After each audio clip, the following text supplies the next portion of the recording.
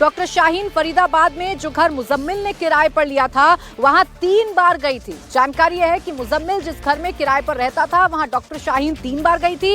इस घर में विस्फोटक रखा गया था। शाहीन मुजम्मिल से मुलाकात करके हिजाब पहनकर आती थी। मकान मालिक इश्तियाक की पत्नी ने इंडिया टीवी से बातचीत में ये हैरान करने वाला खुलासा किया है। इश्तियाक के घर में मुजम्मिल ने किराए का कमरा लिया था और यहाँ शाहीन मुजम्मिल से मिलने आती थी और बुर्का पहनकर आया करती थी, हिजाब पहनकर आया करती थी। मुजम्मिल ने अल फलाह यूनिवर्सिटी के पास ही अपनी आतंकी गतिविधियों को अंजाम देने के लिए इश्तियाक के घर को किराए पर लिया था। जानबूझकर अंदर का कमरा लिया गया था ताकि किसी को इन पर शक ना हो, इनका विस्फोटक किसी की नजर में ना आए। तो ये बड़ा खुलासा इस वक्त हुआ है। विशाल हमारे साथ लगातार बने हुए हैं। विशाल, शाहीन कैसे लगातार मूवमेंट कर रही थी, ना सिर्फ वो जैश से ऑर्डर ले रही थी बल्कि दिल्ली जाना है या बाकी जगहों पर जाना है, सब कुछ बड़ी आसानी से शाहीन कर रही थी और अपनी प्लानिंग को अंजाम दे रही थी।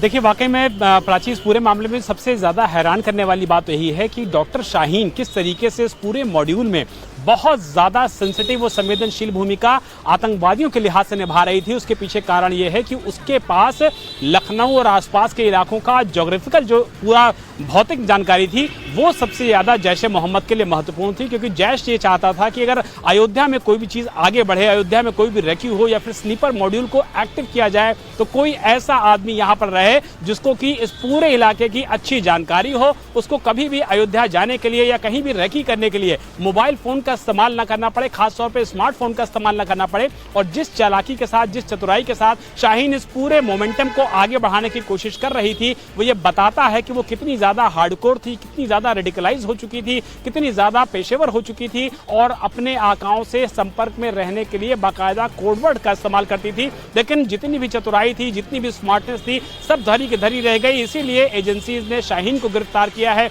उसके भाई परवेज को यहाँ से हिरासत में लिया गया है। उसके बहुत क्लोज एसोसिएट बताया जा रहा है डॉक्टर आरिफ, जो कि कानपुर का मेडिकल का छात्र है, उसको कल वहां पे हिरासत में लिया गया है यूपी एटीएस द्वारा। और ये बताया जा रहा है कि दिल्ली पुलिस की स्पेशल सेल उसे अपने साथ पूछताछ करने के लिए लेके गई है। तो ये जो कुल मिलाकर के पूरे सीरीज है, पूरे जो कड़ियां हैं जो जुड़ रही हैं, सहारनपुर से, लखनऊ से लेकर, कश्मीर से लेकर, कानपुर से लेकर के और तमाम फरीदाबाद के इलाकों में, जो बताती है कि डॉक्टर शाहीन इस पूरे रैकेट में, इस पूरे मॉड्यूल में, से लेकर जम्मू कश्मीर और पाकिस्तान, तुर्की, ये वो जगह है जहां इस पूरे मॉड्यूल की जो कनेक्शन है, जो तार हैं, वो जुड़ते हुए नजर आ रहे हैं। इस बीच एक और बड़ा खुलासा हुआ है। दिल्ली ब्लास्ट केस में डॉक्टर शाहीन को लेकर बड़े बड़े खुलासे हो रहे हैं और एक और खुलासा हुआ है। खुलासा ये कि शाहीन लिट्टे की तर्ज पर जैश की महिला विंग खड़ी करने में लगी हुई थी। शाहीन ने लिट्टे से जुड़े आर्टिकल को भी स्टडी किया था। गिरफ्तार आतंकी शाहीन की एक बार ही टर्की यात्रा की जानकारी भी अब तक सामने आई है। जांच एजेंसी शाहीन को बहुत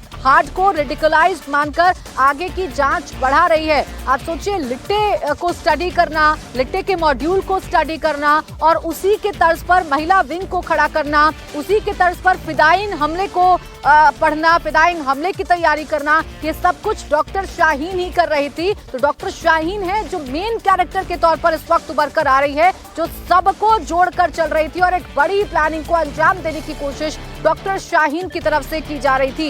इस बीच एक और बड़ी खबर आपको बता दें, डॉक्टर शाहीन के इरादे कितने खतरनाक थे और वो कैसे हार्डकोर रेडिकलाइज हो गई थी, इसकी एक और बानगी आप देखिए। मुस्लिम लड़कियों को आतंक के रास्ते पर शाहीन डालना चाहती थी। भारत में मुस्लिम लड़कियों को टारगेट कर रही थी और उन्हें आतंक के रास्ते पर डालना चाहती थी। इसके लिए जैश ए मोहम्मद से उसे फंडिंग भी हो रही थी।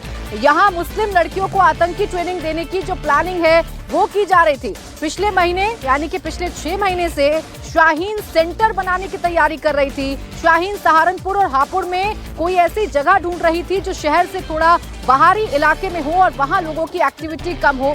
जो मुस्लिम गरीब लड़कियां हैं उनकी पढ़ाई और गरीबों का इलाज करने के लिए फाउंडेशन की आड़ में ये सेंटर बनाया जाने वाला था। ये प्लानिंग इतनी खतरनाक थी कि यहाँ आर्थिक रूप से कमजोर मुस्लिम महिलाओं को टारगेट करना था, गरीबों के इलाज का लालच देना था और इसी की आड़ में एक आतंकी संगठन या फिर एक आतंकी सेंटर चलाना था जिसमें बाकायदा मुस्लिम महिलाओं को रेडिकलाइज किया जाना था। मंजूर मीर मेरे सहयोगी इस वक्त हमारे साथ जुड़े हुए हैं। मंजूर, बड़े खतरनाक इरादे थे। अब तक कितने लोगों को डॉक्टर शाहीन टारगेट कर चुकी है या ये मॉड्यूल टारगेट कर चुका है? कितने लोग हैं जो वहां जम्मू कश्मीर में इनके द्वारा रेडिकलाइज हो चुके हैं? ये पता लगाना ही सबसे बड़ी चुनौती है सुरक्षा एजेंसियों के सामने।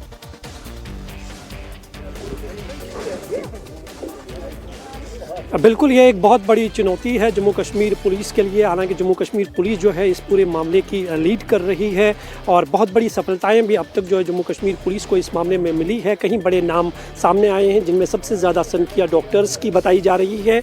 और ये मॉड्यूल कहाँ कहाँ तक फैला हुआ है, इसके लिए जम्मू कश्मीर पुलिस, CIK और SIK के जो रेड्स हैं लगातार पूरे जम्मू कश्मीर में जारी है। खासकर कश्मीर की बात करें तो आज भी 13 लोकेशंस पर CIK के रेड जारी है। करीबन 20 लोगों को अब तक डिटेन किया जा चुका है, उनसे पूछताछ की जा रही है।